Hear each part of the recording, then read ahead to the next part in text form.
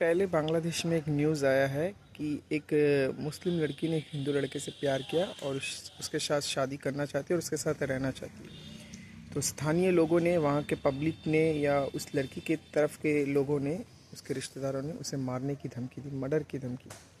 ये कैसा रूल है? एक हिंदू लड़की एक मुसलमान लड़के से शादी कर सकती है, तो क्या एक मुसलमान लड़की एक हिंदू लड़के से शादी नहीं कर सकती है? बांग्लादेश का ये न्यूज़ आप देखिए, कमेंट कीजिए और शेयर ज़रूर कीजिएगा।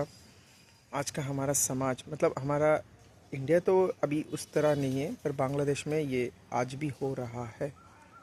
একটা জীবনের জন্য একজন নারীর জন্য একটা বড় একটা ধর্মকে যে ছোট করা হবে সেটা কখনো হইতে দেওয়া যাবে না। সবাই বলেন, কি বলেন? মনিকে আমরা হত্যা করে ফেলবো, কিন্তু ওকে হিন্দু হইতে দেব না। আমরা মনিকে হিন্দু হইতে দেব না, ওকে আমরা হত্যা করব সমস্ত পাবলিক মিলে, সবাই মিলে হত্যা করব।